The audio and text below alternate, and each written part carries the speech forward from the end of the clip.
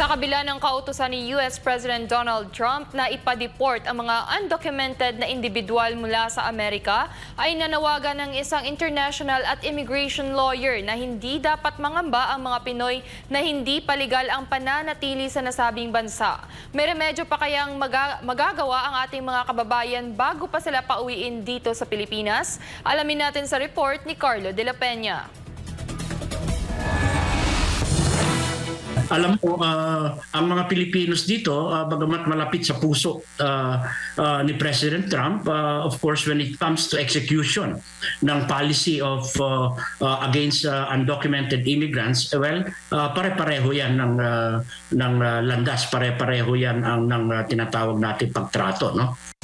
Sinabi ni Philippine Ambassador to the United States Jose Manuel Romualdez na aabot na sa halos 100 Pilipino ang na-deport mula nang nakabalik sa pwesto si US President Donald Trump.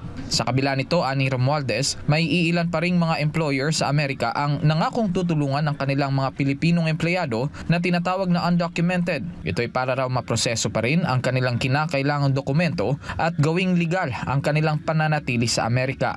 Para naman kay Attorney Ernesto Valera, isang immigration lawyer na nakabase sa Amerika, hindi dapat mangamba ang mga undocumented Filipinos sa Amerika sa utos ni Trump. Bukod dyan ay nagbigay rin ng karagdagang payo si Valera kung ano ang dapat gawin ng ating mga kababayan sa Amerika para hindi masali sa mass deportation policy ni Trump. May mga options pa yan na legal na dapat i-explore at tignan yon.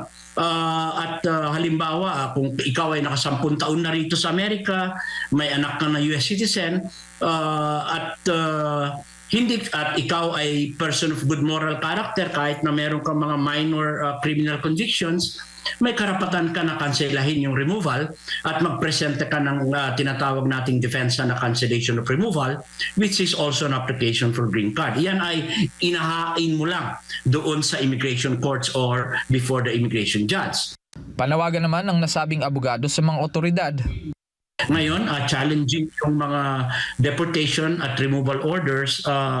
Hopefully, ang dapat pakiusapan natin na sana doon sa execution ng mass deportation policy ay itrato pa rin. Kasi kahit ng mga Filipinos with dignity and respect, na wag nang pusasan, no? Wag nang ilagay ng chain paghatid sa eroplano, at yung mga